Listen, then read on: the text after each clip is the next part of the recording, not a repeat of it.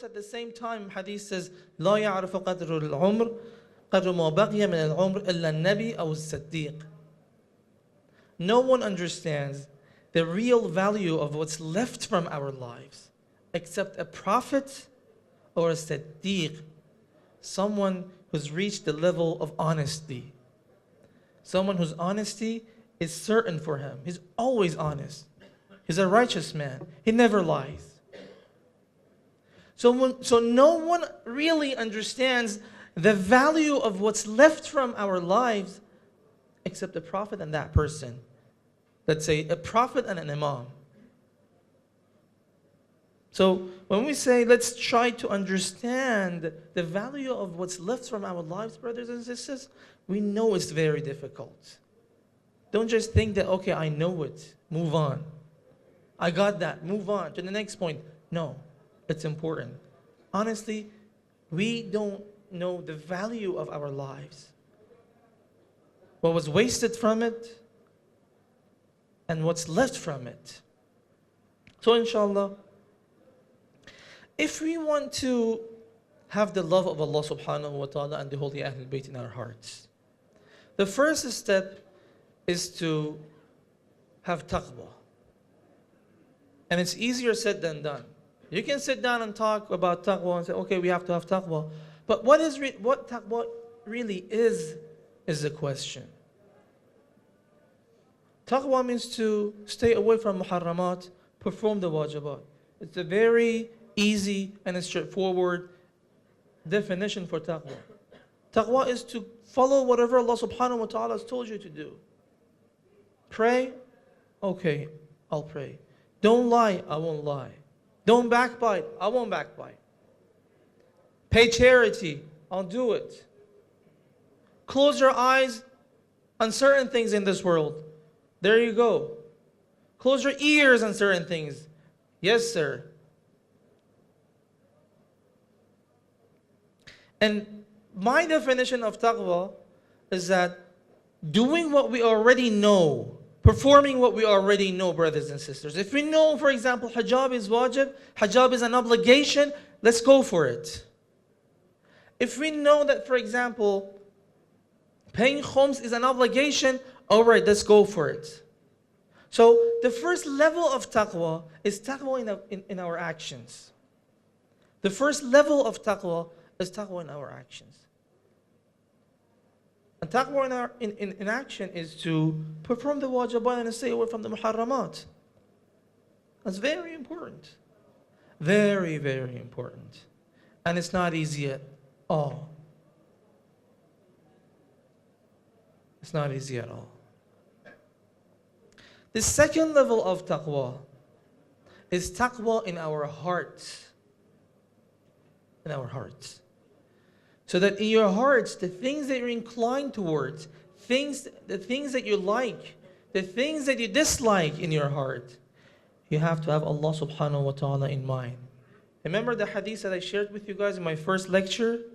That Amir al-Mu'mineen says, I see Allah subhanahu wa ta'ala before everything and anything. Remember that hadith?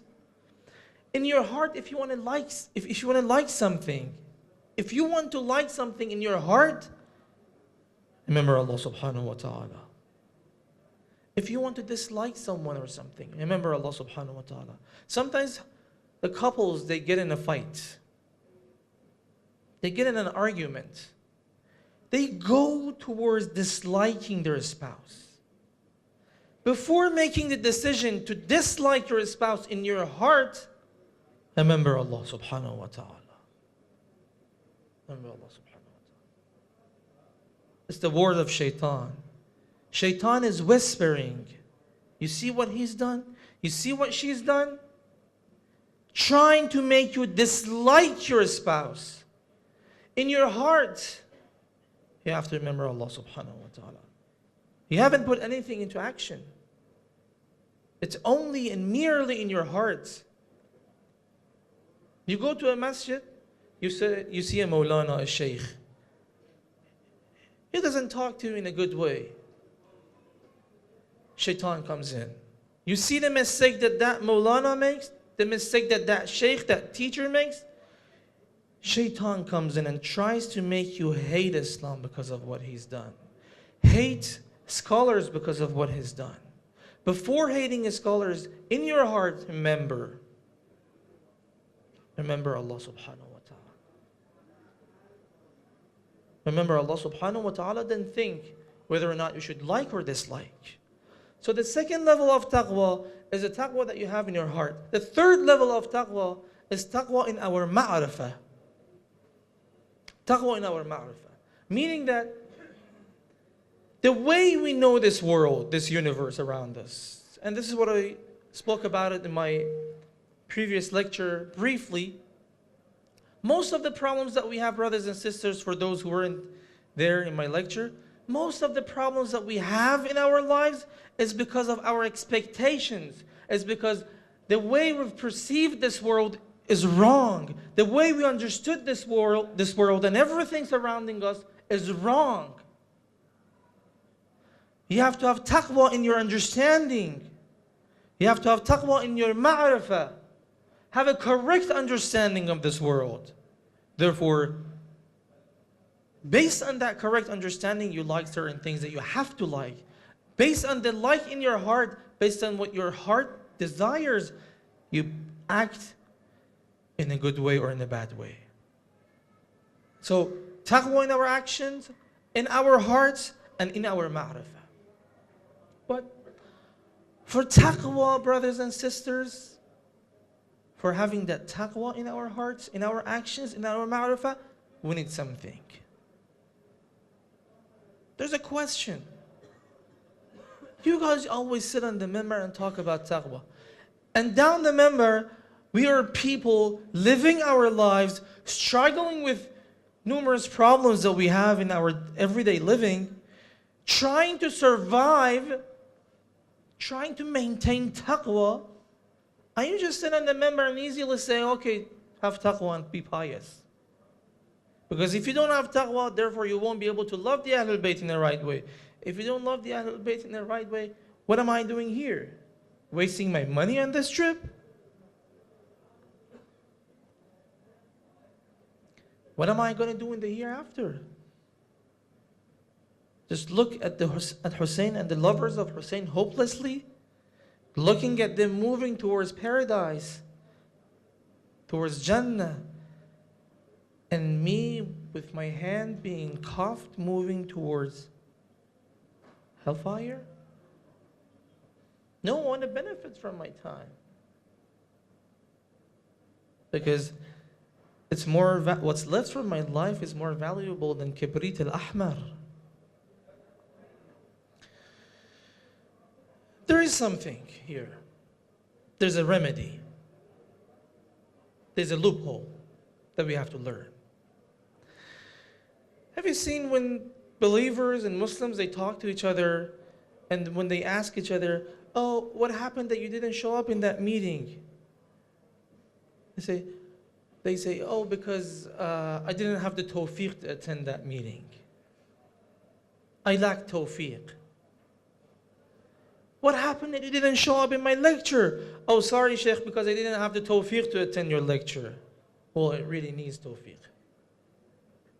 What happened that you did not take part in that workshop, in that course? I did not have the tawfiq. In Surah Al-Hud, verse number 88, Prophet Hud says, وَمَا تَوْفِيقِي إِلَّا بِاللَّهِ.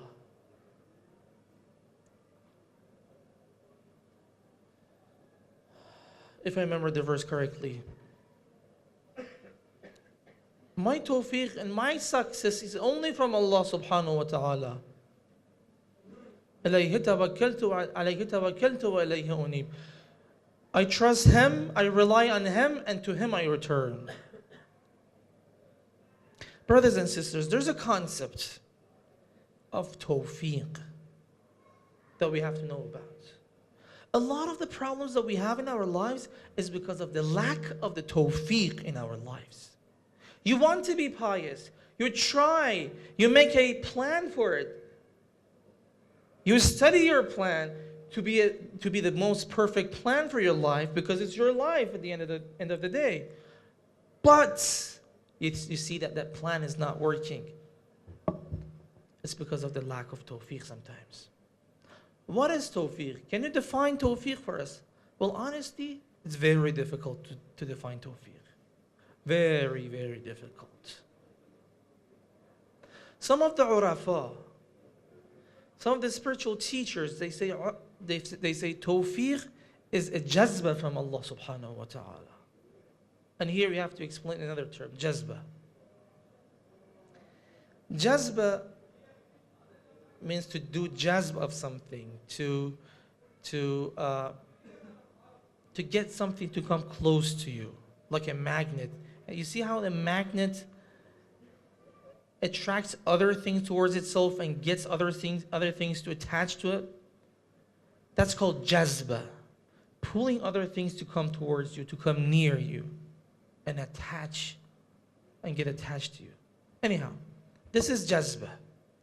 In Irfan and in spirituality, they say up to certain levels, a salik, someone who's walking in the path of spirituality, up to certain levels they can go themselves. With the azkar, with being pious, doing this and that, so on and so forth. But from a certain level to Allah subhanahu wa ta'ala, for reaching the proximity of Allah subhanahu wa ta'ala, you need that jazbah. They have to take your hand. You need an inner pull, but from above. Allah subhanahu wa ta'ala has to pull you from inside and take you up and elevate you. That's jazbah. However, for some of the urafa, it happens that they receive jazbah from the beginning. Why is that? That's not part of our discussion tonight. But some of the urafa, some of the noble people, they receive jazbah from the beginning. With no teacher, all of a sudden they go high up. So some of the urafa, they explain tawfiq as a form of jazbah.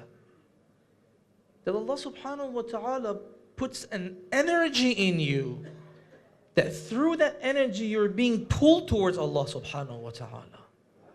You want to be pious, Allah subhanahu wa ta'ala helps you and He puts an energy in you. He gives you an energy, and through that energy you're moving towards Allah subhanahu wa ta'ala. You're solving all the problems and moving towards Allah subhanahu wa ta'ala. But if we want to translate jazbah, if we want to translate tawfiq, the best term that I can find at this moment is success. Not a worldly success, and a spiritual success in achieving what you want. When we refer to the Holy Quran and the ahadith of the Holy Ahlul Bayt, we see that they explain the jazbah, they explain tawfiq in a beautiful way. They explained how to gain tawfiq from Allah subhanahu wa ta'ala. Because once we get to know the concept of tawfiq and the reality of the concept of tawfiq, the second question would be, all right, now how can I get some of that beautiful tawfiq for myself? Some of that valuable tawfiq for myself in whatever is left in my life, from my life. So, because our time is running short, I just cut some of the hadiths and rawayat that I had prepared for you guys. But the first step in gaining tawfiq, brothers and sisters, in gaining success, in getting tawfiq to achieve different things out there, let it be piety, let it be knowledge, let it be whatever you have in your mind, you need tawfiq for that. The first step towards it is dua. Brothers and sisters, dua is the key to solving the majority of our problems. قُلْ مَا يَعْبَأُ بِكُمْ رَبِّي لَوْلَا دُعَاؤُكُمْ. If it wasn't because of your du'as, you wouldn't have reached anywhere, and Allah subhanahu wa ta'ala wouldn't have looked at you. Why is it that we need dua? It's because, first of all, when you go and make dua, it means that you felt the need of something. When you feel the need of something, you go and make dua for it. If you feel the need of getting healed, for example, when you're sick, when you're ill, when you're physically injured, and I ask Allah subhanahu wa ta'ala for us all to be always healthy and safe. But sometimes when you go to the hospitals, at least in Iran when I go to hospitals, where all of the people are Muslims, or sometimes in America when I went to the hospital, you see people praying to Allah subhanahu wa ta'ala from the bottom of their hearts. That's the real dua. Because they feel the need. They're in need of someone, of a stronger power to come and solve their problems. So that dua comes after you feel a need. You feel the need for gaining something, for getting rid of something, for solving a problem. Therefore, if you want tawfiq, if you want that success in achieving things, the first step is to go to Allah subhanahu wa ta'ala and ask for it. Ask for tawfiq. Please recite the salawat.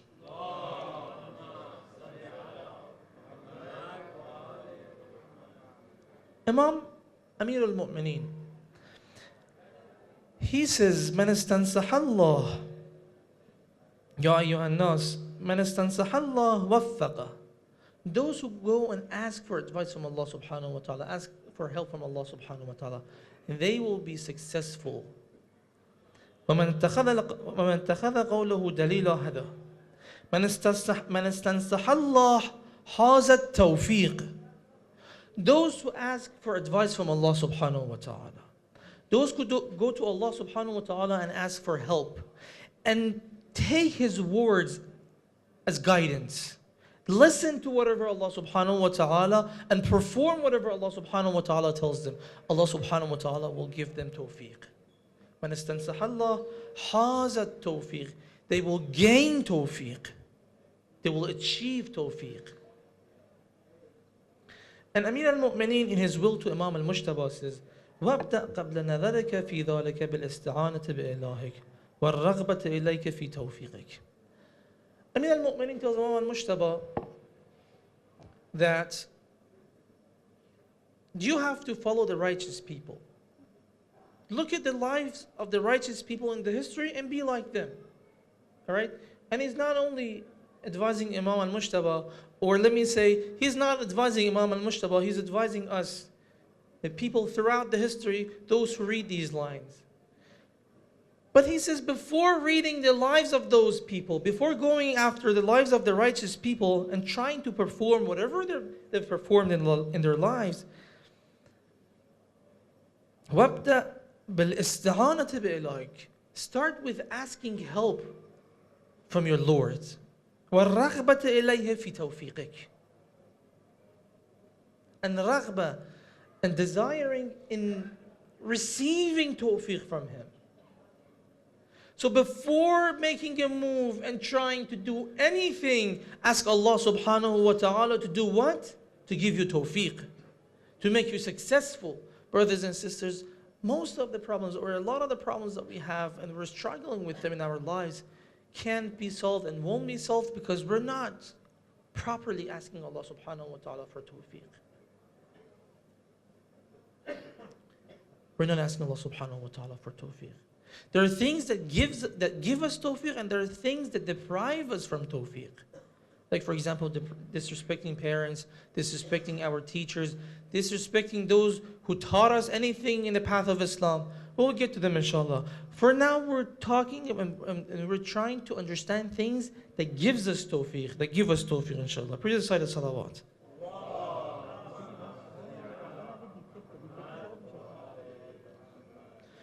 There's a button.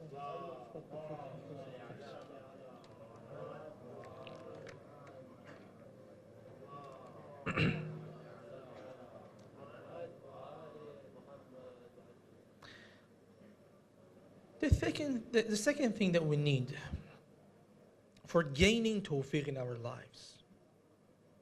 You see how tawfiq is connected to everything, right?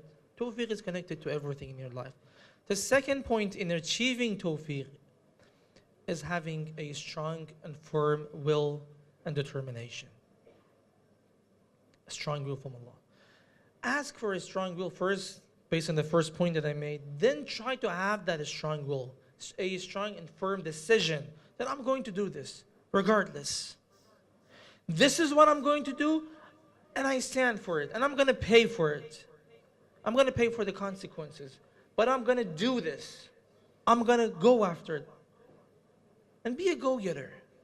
If you decide to do something, if you decide to achieve something, be a go-getter. Go after it. Don't let anyone and anything to stand in front of your way. Don't let the obstacles nor the barriers, don't let anything prevent you from achieving your goals. And that requires a firm decision, a firm will, determination. Allah subhanahu wa ta'ala in the Holy Quran says, وَلَقَدْ أَهَدْنَا إِلَىٰ بَنِي آدَمَ مِنْ قَبْلِ فَنَسِيَ وَلَمْ نَجِدْ لَهُ عَزْمًا. We told mankind, the children of Adam, وَلَقَدْ أَهَدْنَا إِلَىٰ بَنِي آدَمَ مِنْ قَبْلِ. We took an oath from them, but they forgot. وَلَقَدْ أَهَدْنَا إِلَىٰ بَنِي آدَمَ مِنْ قَبْلِ فَنَسِيَ وَلَقَدْ أَهَدْنَا إِلَىٰ آدَمَ, from Adam, but he forgot. وَلَمْ نَجِدْ لَهُ عَزْمًا. The reason he failed was because he did not have that firm determination, that firm will, that firm decision. He wasn't firm. Therefore he failed, he made a mistake. And that's the problem in our lives. We sin, we make mistakes, we make errors because we don't have that firm decision, brothers and sisters. And it needs time and hard work to achieve that determination. Imam al-Sajjad talks to Allah subhanahu wa ta'ala and he says, فَقَدْ عَلَمْتَ أَنَّ أَفْضَلَ زَادَ الرَّاحِلِ إِلَيْكَ عَزْمُ إِرَادَةٍ يَخْتَارُكَ بِهَا. Oh Allah, you know better than anyone that the best thing that a rahil, someone who is traveling to you, the best thing that he can take with himself, the best thing that they can take with themselves on the way to achieving your proximity is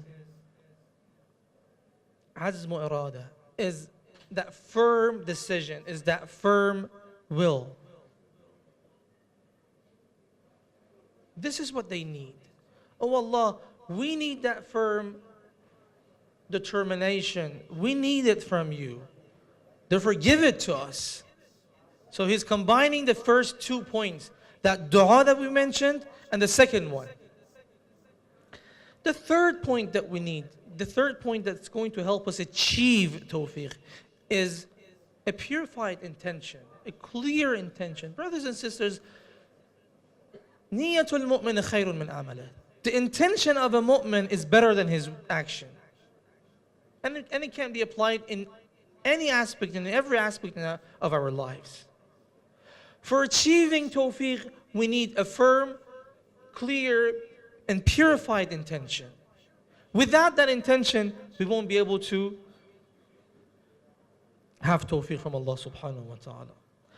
Amir al-Mu'mineen says, عَلَى قَدْرِ النِّيَّةِ تَكُونُ مِنَ اللَّهِ الْعَتِيَّةِ وَمَنْ حَسُنَتْ نِيَّتُهُ أَمَدَهُ التَّوْفِيقِ. Amir al-Mu'mineen says, it is based on your intention and your niyyah that Allah subhanahu wa ta'ala will give you. As much as you have a clear, purified, and good intention, Allah subhanahu wa ta'ala will give you from His blessings. وَمَنْ حَسُنَتْ نِيَّتُهُ, and those who make their intentions good, those who purify their intentions, those who beautify their intentions, those who have niyyat al-hasan, Allah subhanahu wa ta'ala will give them tawfiq. So Amir al-Mu'mineen is connecting tawfiq to having a good, purified, and beautiful niyyat. So you have to go back to ourselves.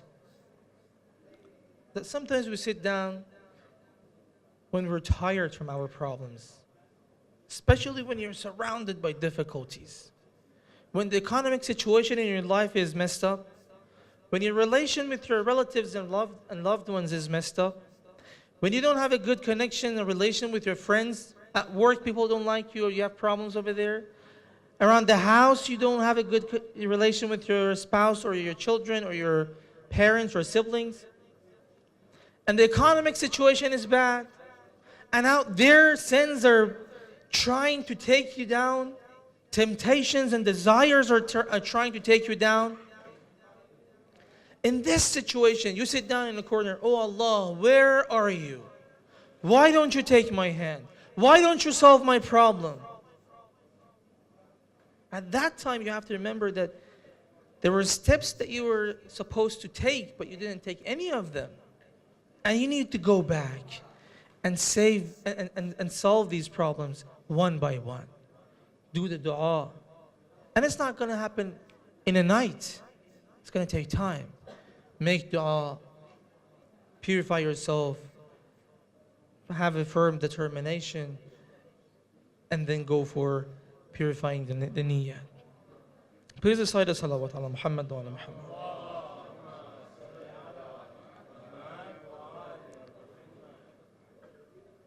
إنما قدر الله عون العباد على قدر نياتهم فمن صحت نيته تم عون الله له ومن قصرت نيته قصر عنه العون بقدر الذي قصر. Hadith says Allah subhanahu wa ta'ala helps us based on our intentions. If you want to receive help from Allah subhanahu wa ta'ala, Allah subhanahu wa ta'ala helps you based on your intentions. Therefore, if you have a clean and clear intention, فَمَنْ صَحَّتْ نِيَّتُهُ, if you have a correct intention, Allah subhanahu wa ta'ala will give you support, a full support. وَمَنْ قَصُرَتْ نِيَّتُهُ, those who don't have a correct and complete intention, Allah subhanahu wa ta'ala will not give them a full support. They only receive as much as they have. So don't sit in a corner and blame Allah subhanahu wa ta'ala for not helping you, for not supporting you. Allah subhanahu wa ta'ala is always there for you. He's always there for us. But we only receive as much as we can. It is us that we've limited ourselves to a low level, to a very short capacity, small capacity, and therefore we won't be able to receive full support from Allah subhanahu wa ta'ala. The last point, and I'm going to wrap up this discussion because our time is short. The last point is hard work. For achieving tawfiq, we need to work hard. We need hard work. Brothers and sisters, don't think that hard work comes from Allah subhanahu wa ta'ala only. You have to start. You have to start the hard work and that clean intention and that dua and that firm determination and firm will. Therefore Allah subhanahu wa ta'ala will give you tawfiq. At that time Allah subhanahu wa ta'ala will give you tawfiq. So you have to have that hard work. Without a hard work, you won't be able to. We have people who sit down in their house and they complain about their economic situation. I was just talking to one of the Maulanas from Pakistan and he told me, when I went back home from Hawza in Iran, it almost took me 10 years to come up with a plan. I was poor, didn't have anyone to support me, didn't have anything. I sat down and thought and tried to make a plan for 10 years. Then I started working hard with everyone around me. And now we've managed to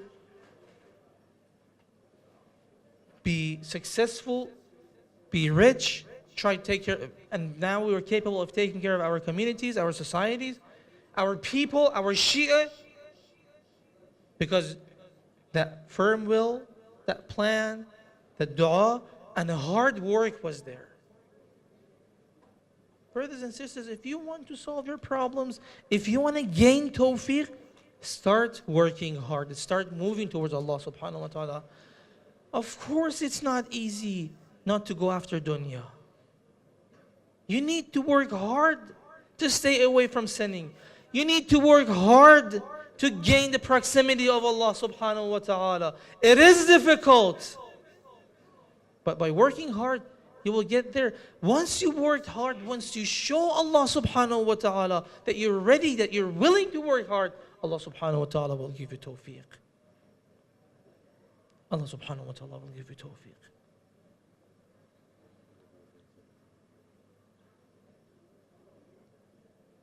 Imam Raza, he says,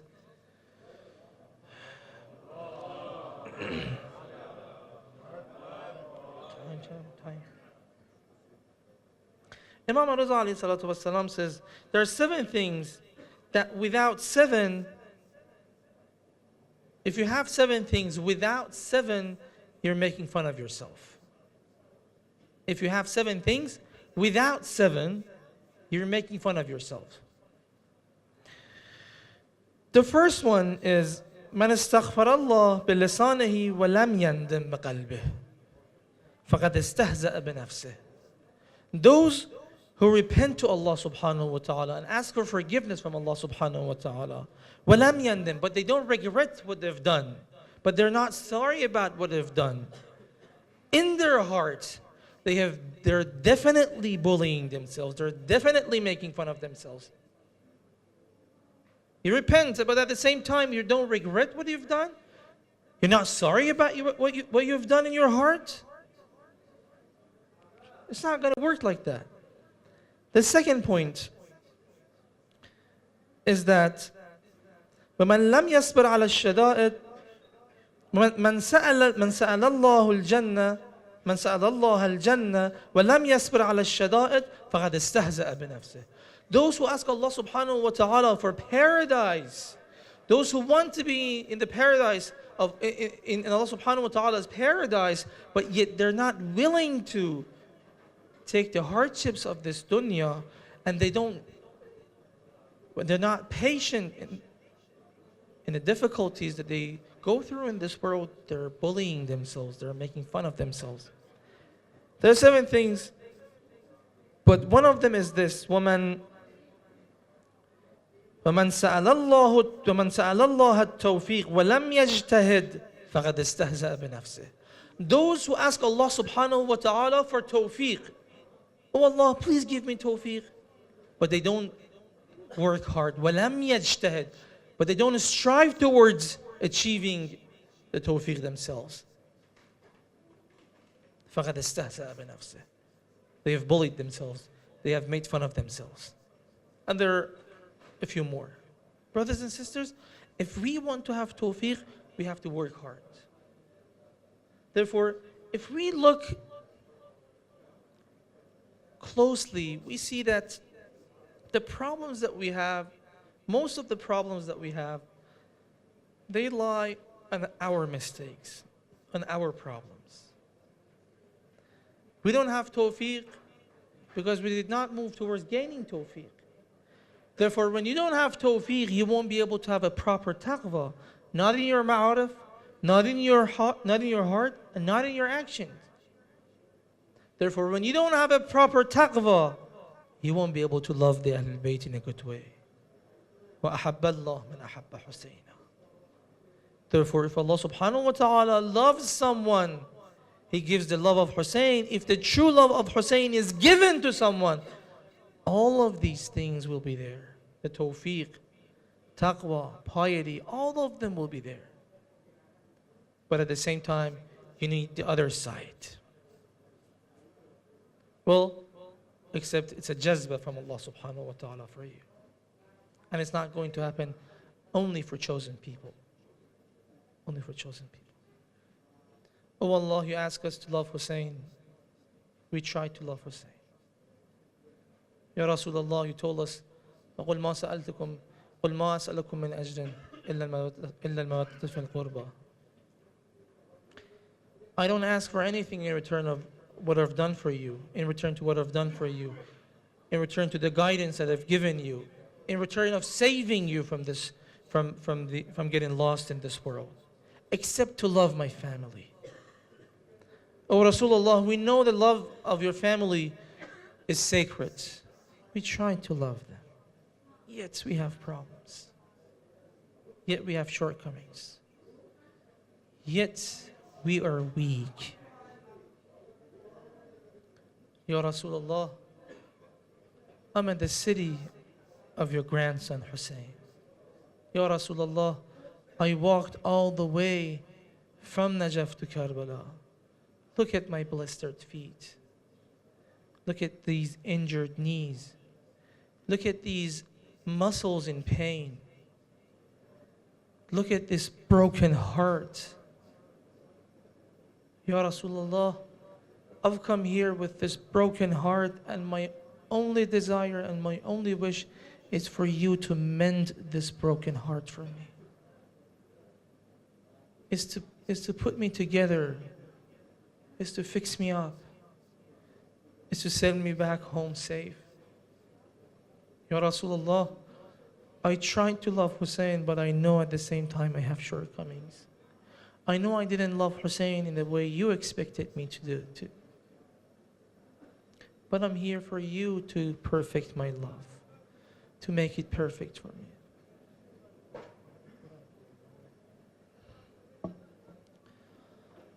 Sallallahu alayka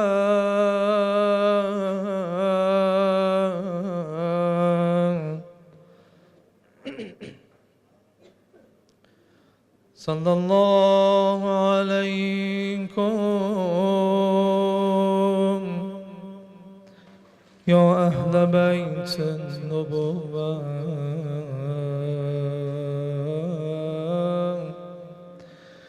Sallallahu alaykum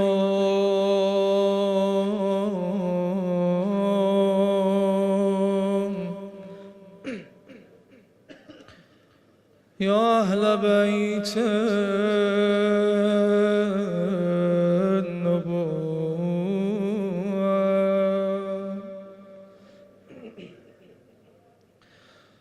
May God's peace and blessings be upon you,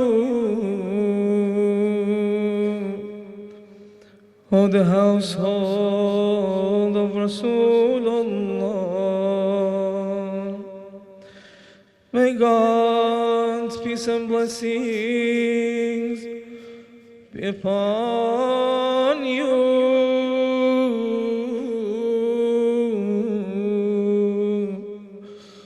O Hussein.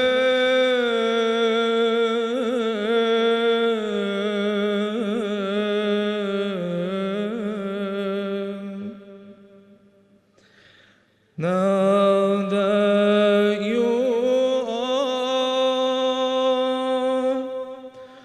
are all the hope I have,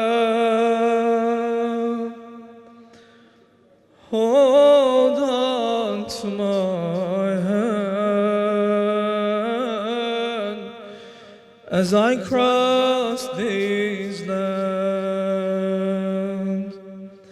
Now that you all say all the hope I have,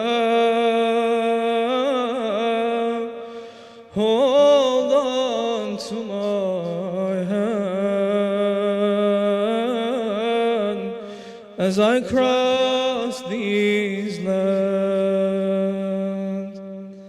Master Hussein,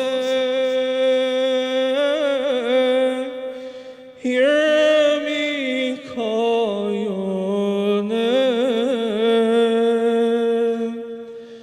After you, this heart's never been the same. Don't let me go, Hussein. Don't leave me alone. All my flesh and bone for your holy throne. This soul is weak. Hear me as I speak.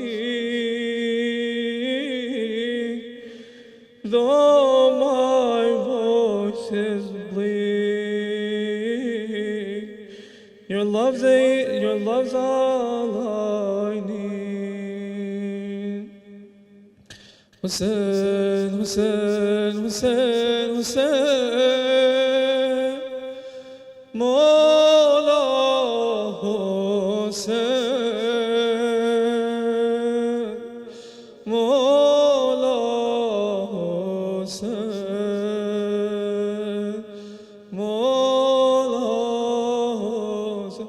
Please everyone repeat with me. Mawla Hussein.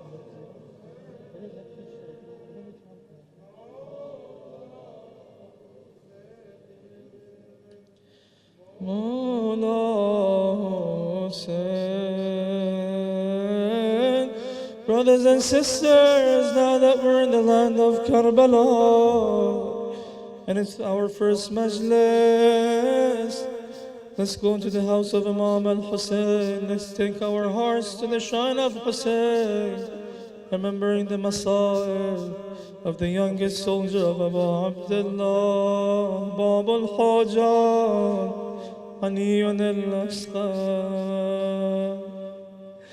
History says, after all the companions were gone, Abu Abdullah went to say goodbye to his family, to Zainab, to Kulthum and Rabah.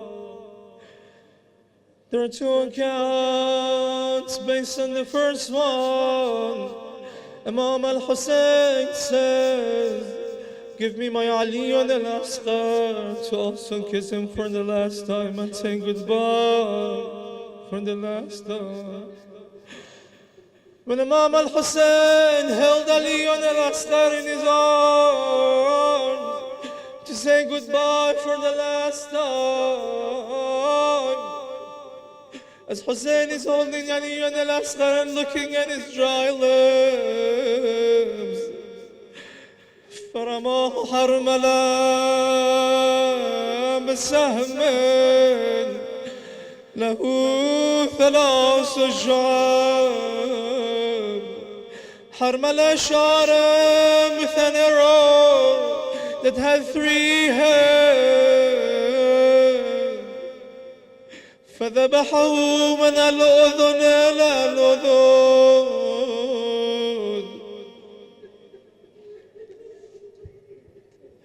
Based on the second account, they told him, "Oh Hussein, before you go to the battlefield, if you can take some water, bring some water for Ali al-Asqar." He took Ali al-Asqar to the battlefield. Ya qawm, in lam tarhamuni, فارحموا هذا الرذيل.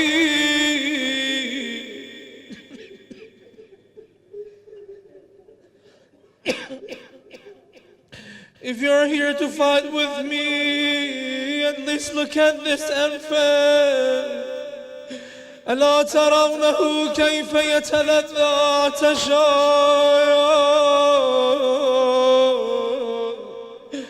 Can't you see him? How he closes and opens his mouth like a fish which is out of the sea, trying to reach some water. A fish which is dying. It means that if you give him water, or if you don't give him water, regardless, he's going to die. At least give him some water. فرماه حرملا بسهم له 3 شعاب, with an arrow that had 3 pointy ends. فذبحوا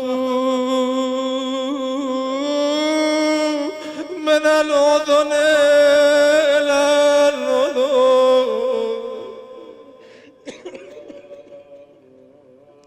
He cut his throat from ear to ear. Let me just tell you how painful it is. Let me tell you what the arrow was. Harmala used this arrow once again at the last moments of Hussein. When Hussein lifted up his shirt to clean his forehead because it was broken. When he was cleaning the blood from his forehead, Harmala saw the chest of Hussein and shot him with one of these arrows. The arrow went in. Hussein was on his horse. Now, no matter how much he tried to take the arrow out from the front, he couldn't. He bent over and took the arrow from behind. They shot Ali ibn al-Asghar with this arrow. For an infant, you don't need that big of an arrow.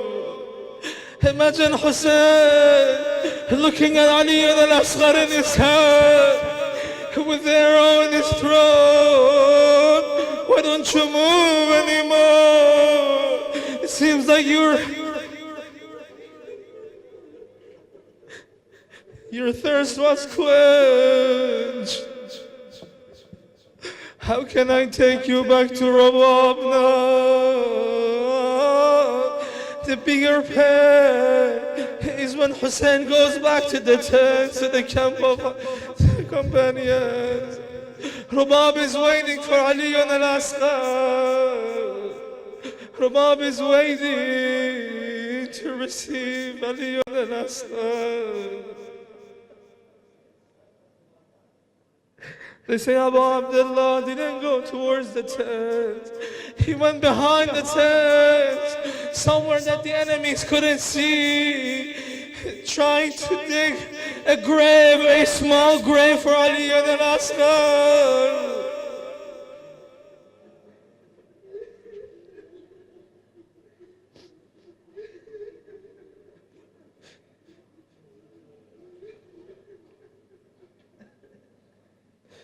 Ya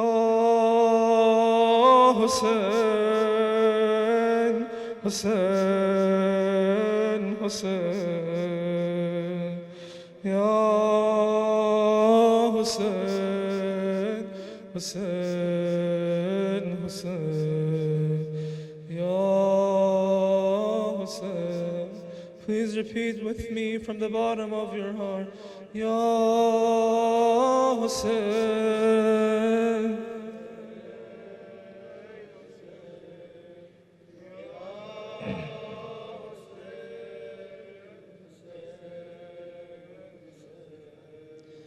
Ya Hussein, Hussein. Don't leave me alone, away from your shrine. All I have is yours. All I have is yours, and you are mine. All I have is yours, and you are mine. Ya Hussein, Hussein, Hussein, everyone. Ya